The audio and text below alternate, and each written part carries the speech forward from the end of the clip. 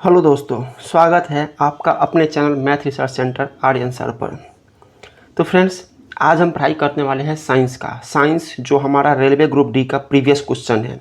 ये जो भी साइंस है हमारा रेलवे ग्रुप डी का प्रीवियस क्वेश्चन है, ठीक है। तो ये बहुत ज़्यादा इम्पॉर्टेंट है और इसमें से एग्ज़ाम में आना ही आना है, ये तय है, ठीक है। तो इसको ध्यान से पढ़िएगा और चलिए बिना वक्त गवाए क्लास को शुरू करते हैं। उत्तल दर्पण द्वारा बना प्रतिबिंब, उत्तल दर्पण द्वारा बना प्रतिबिंब कैसा होता है, ठीक है। तो उत्तल दर्पण से जो भी प्रतिबिंब बनता है, दर्पण से, उत्तल लेंस नहीं, उत्तल दो चीज़ होता है, एक लेंस होता है, एक दर्पण होता है।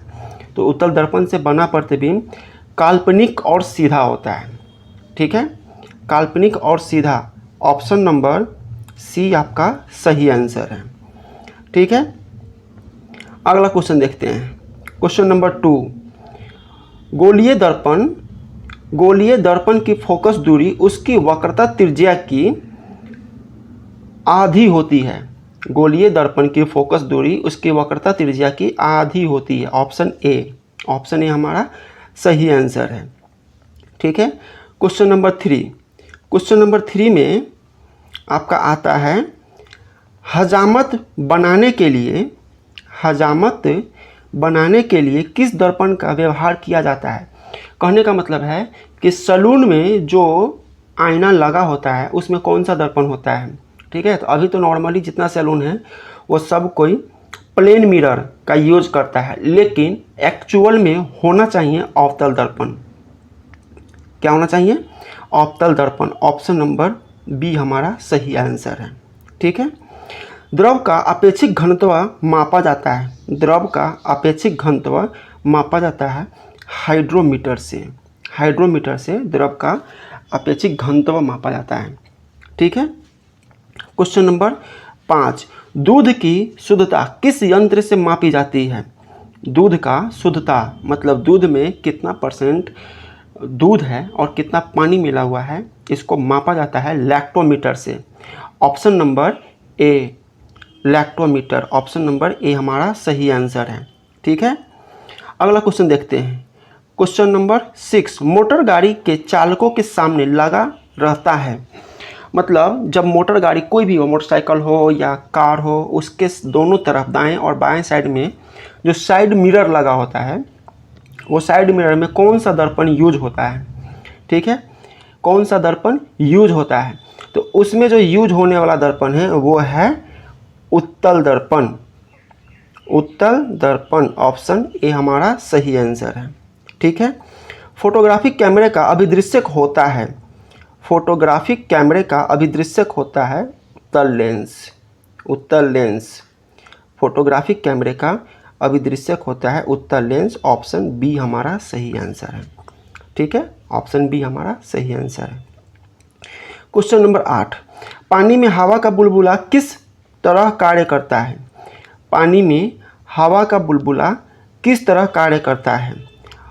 पानी में जो हवा का बुलबुला होता है वो अवतल लेंस के फॉर्म में काम करता है। अवतल लेंस के फॉर्म में पानी में जो हवा का बुलबुला होता है वो अवतल लेंस के फॉर्म में काम करता है, ठीक है।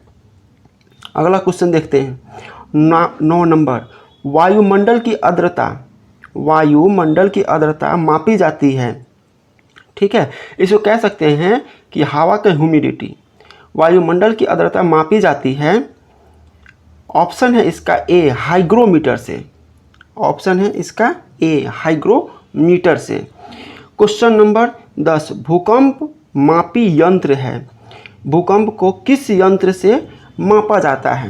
तो इसको भूकंप का जो तरंग दैर्ध्य है उसको हम मापते, भूकंप का जो तरंग है उसको हम मापते हैं सिस्मोग्राफ में। सिस्मोग्राफ वो जो मापने का तरीका है उसको कहा जाता है सिस्मोग्राफ, ठीक है। तो उस यंत्र का नाम है सिस्मोग्राफी यंत्र, ठीक है।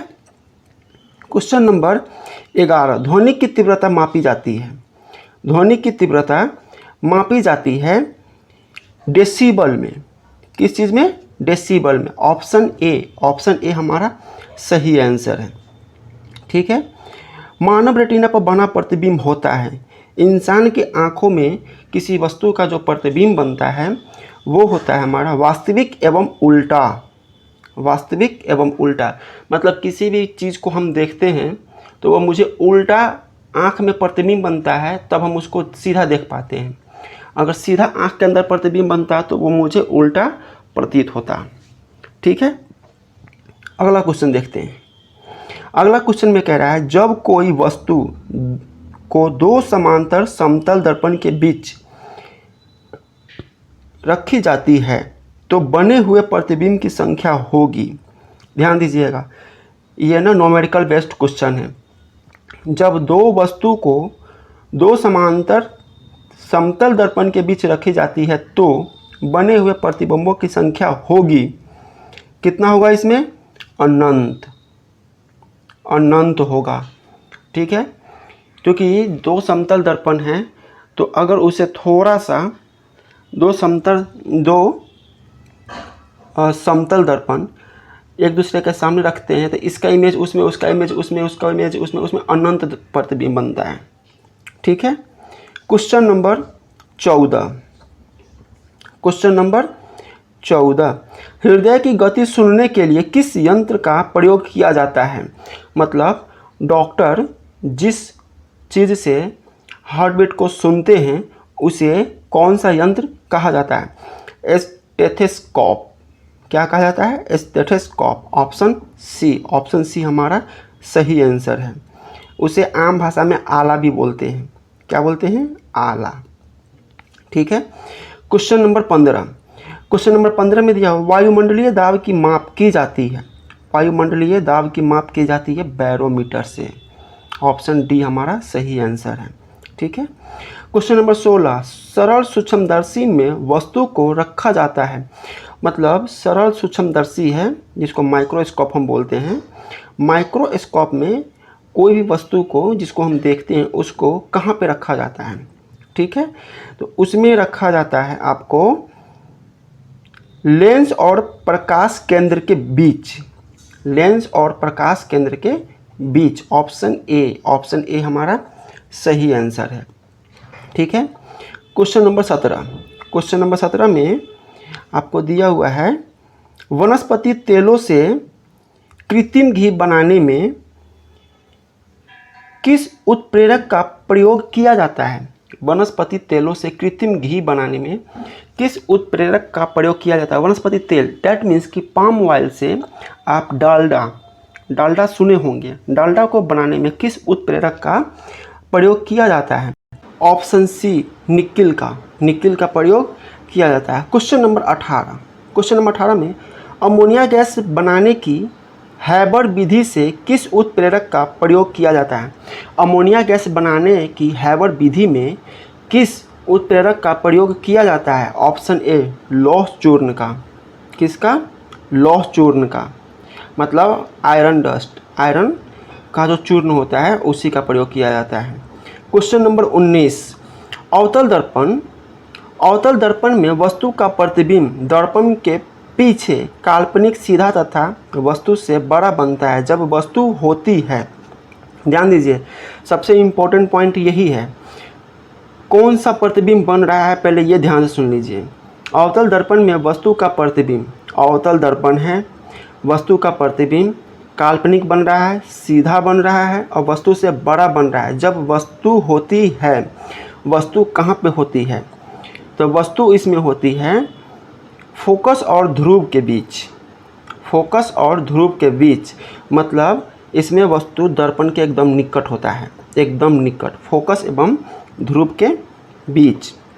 रक्त का दाब किस यंत्र से मापा जाता है? रक्त का दाब किस यंत्र से मापा जाता है? सिर्फ Gumo manometer, sphygmomanometer. Option b, option b हमारा सही आंसर है। ठीक है, अगला क्वेश्चन देखते हैं। Question number 21। 21 नंबर में है ट्रांसफार्मर का कोड बना होता है। ट्रांसफार्मर का कोड बना होता है नर्म लोहा से। नर्म लोहा, एकदम कच्चा लोहा का बना होता है ट्रांसफार्मर का कोर। मतलब कच्चा लोहा जो होता है उसी पे कॉपर कॉइल को बनाया जाता है तो जिस कच्चा लोहा पे कॉपर कॉइल बनता है उसी कच्चा लोहा को ट्रांसफार्मर का कोर कहा जाता है और वो कच्चा लोहा होता है। ठीक है, अगला क्वेश्चन देखते हैं। क्वेश्चन नंबर 22, ट्रांसफार्मर किस सिद्धांत पर आधारित होता है?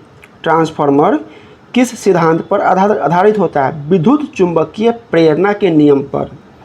विद्युत चुंबकीय प्रेरणा के नियम पर। क्वेश्चन नंबर 23, ट्रांसफार्मर प्रयुक्त होता है। ट्रांसफार्मर किस काम में प्रयुक्त होता है?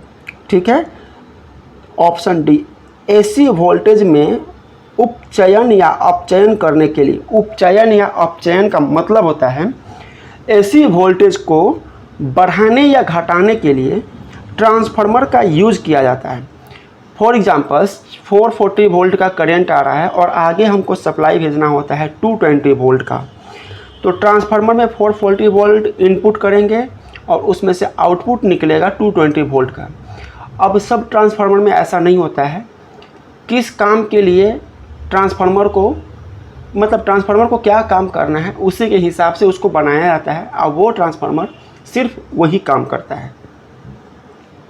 ठीक है, तो इसमें हो गया हमारा ऑप्शन डी। ऑप्शन डी हमारा सही आंसर हो गया। ठीक है, अगला क्वेश्चन देखते हैं। Question number 24। क्वेश्चन नंबर 24 है आपका, बहुत ही बढ़िया क्वेश्चन है। हीट स्टोन ब्रिज का व्यवहार किसे मापने में किया जाता है? हीट स्टोन ब्रिज का व्यवहार किसे मापने में किया जाता है? ऑप्शन सी, प्रतिरोध मापने में किया जाता है हीट स्टोन ब्रिज का प्रयोग। ठीक है, प्रतिरोध मतलब रेसिस्टेंस को मापने के लिए हीट स्टोन ब्रिज का प्रयोग किया जाता है। ठीक है, अगला क्वेश्चन देखते हैं। पानी के अंदर ध्वनि सुनने का यंत्र कहलाता है। पानी के अंदर ध्वनि सुनने का यंत्र कहलाता है हाइड्रोफोन। क्या कहलाता है? Hydrophone. Option D. Option D हमारा सही आंसर है। Question number 26। क्वेश्चन नंबर 26 में है, लाउड स्पीकर में ऊर्जा परिवर्तित होता है। लाउड स्पीकर में ऊर्जा परिवर्तित होता है विद्युत से यांत्रिक एवं यांत्रिक से ध्वनि ऊर्जा में। ठीक है, लाउड स्पीकर में ऊर्जा परिवर्तित होता है, पहले विद्युत ऊर्जा से यांत्रिक ऊर्जा में परिवर्तित होता है, फिर यांत्रिक ऊर्जा से ध्वनि ऊर्जा में परिवर्तित होता है। ऑप्शन है हमारा बी। ऑप्शन बी हमारा सही आंसर है। ठीक है, क्वेश्चन नंबर 27 लेते हैं। क्वेश्चन नंबर 27 में है आपका, निम्नलिखित में किस यंत्र में यांत्रिक ऊर्जा विद्युत ऊर्जा में परिवर्तित होती है? मतलब 4 ऑप्शन दिया हुआ है, किस यंत्र में यांत्रिक ऊर्जा विद्युत ऊर्जा में परिवर्तित होती है? ऑप्शन है इसका डी, डायनेमो। यांत्रिक ऊर्जा उस ऊर्जा को कहा जाता है जो घूमते हुए पैदा होता है। ठीक है, और वो उससे जो पैदा होने वाला ऊर्जा है वो किस माध्यम से निकल रहा है बाहर, उसको परिवर्तन कहा जाता है। तो डायनेमो जब घूमता है तो उसमें यांत्रिक ऊर्जा वेस्ट होता है और वो डायनेमो इलेक्ट्रिक करंट बनाता है, तो वहाँ पर विद्युत ऊर्जा पैदा होता है। ठीक है, क्वेश्चन नंबर 28। क्वेश्चन नंबर 28 है आपका, निम्नलिखित में कौन सी युक्ति विद्युत ऊर्जा को यांत्रिक ऊर्जा में परिवर्तित करता है? ठीक है, कौन सी युक्ति विद्युत ऊर्जा को यांत्रिक ऊर्जा में परिवर्तित करता है? तो ये है मोटर। Option C. अब मोटर विद्युत ऊर्जा को वापस यांत्रिक ऊर्जा में कन्वर्ट कर रहा है। इसका मतलब है कि जब हम करंट देते हैं तो मोटर करंट का देने का मतलब है कि विद्युत ऊर्जा हम उसे दे रहे हैं और वो चल रहा है, गोल गोल घूम रहा है, मतलब वो यांत्रिक ऊर्जा पैदा कर रहा है। ठीक है, क्वेश्चन नंबर 29। क्वेश्चन नंबर 29 में है, रासायनिक ऊर्जा का विद्युत ऊर्जा में परिवर्तन होना। रासायनिक ऊर्जा का विद्युत ऊर्जा में परिवर्तन होना मतलब बैटरी में केमिकल एनर्जी इलेक्ट्रिक एनर्जी में बदलता है। ठीक है, option C. Question number 30, rectifier का प्रयोग किया जाता है। रेक्टिफायर का प्रयोग एसी से डीसी बदलने में किया जाता है। एसी से डीसी बदलने में रेक्टिफायर का प्रयोग किया जाता है। ऑप्शन डी, ऑप्शन डी हमारा सही आंसर है। ठीक है, क्वेश्चन नंबर 31, क्वेश्चन नंबर 31 में है ट्रांसफार्मर का प्रयोग किया जाता है। ट्रांसफार्मर का प्रयोग किस चीज़ में किया जाता है? एसी में, केवल एसी में ट्रांसफार्मर का प्रयोग किया जाता है, केवल एसी में। ठीक है, अल्टरनेट करंट में ट्रांसफार्मर का प्रयोग किया जाता है। क्वेश्चन नंबर 32, टेलीफोन लाइन में प्रवाहित ऊर्जा है। टेलीफोन लाइन में प्रवाहित ऊर्जा है विद्युत ऊर्जा। टेलीफोन लाइन में जो ऊर्जा प्रवाहित होता है वो विद्युत ऊर्जा होता है। ठीक है, क्वेश्चन नंबर 33, क्वेश्चन नंबर 33 में है शुष्क सेल में किस तरह की ऊर्जा निहित होती है। शुष्क सेल में किस तरह की ऊर्जा निहित होती है? जो सेल शुष्क सेल होता है उसमें कौन सा ऊर्जा मौजूद होता है? रासायनिक ऊर्जा, केमिकल एनर्जी। ठीक है, उच्चतर वोल्टेज से निम्नतर वोल्टेज या विपरीत से एसी रूपांतरित करने वाला उपकरण कहलाता है ट्रांसफार्मर। ट्रांसफार्मर ये उच्चतर वोल्टेज से निम्नतर वोल्टेज, जैसे कि मैंने आपसे कहा था कि ट्रांसफार्मर का उपयोग किया जाता है 440 वोल्टेज को 220 वोल्टेज कन्वर्ट करने में, मतलब हाई वोल्टेज से लो वोल्टेज में कन्वर्ट करने में ट्रांसफार्मर का उपयोग किया जाता है। तो फ्रेंड्स, वीडियो को लाइक शेयर कमेंट जरूर कीजिए और चैनल को सब्सक्राइब कीजिए, थोड़ा सपोर्ट कीजिए। आपका रेलवे ग्रुप डी का जो डेट अनाउंसमेंट हुआ है, आपको कुछ नहीं पढ़ना है, सिर्फ और सिर्फ प्रीवियस क्वेश्चन जो आपके पास 45 दिन का समय बचा हुआ है, 45-50 दिन का, सिर्फ और सिर्फ प्रीवियस क्वेश्चन पढ़िए, प्रीवियस क्वेश्चन बनाइए, आपका सिलेक्शन पक्का होगा। ठीक है, और कल से मैं आपको प्रीवियस क्वेश्चंस का ऑल टॉपिक इंक्लूडिंग, मतलब रेलवे का प्रीवियस क्वेश्चंस का ही वीडियो आपको रोज़ मिलेगा मेरे चैनल पर। तो चैनल को सब्सक्राइब जरूर कर दीजिएगा। मिलते हैं अगले क्लासेस में।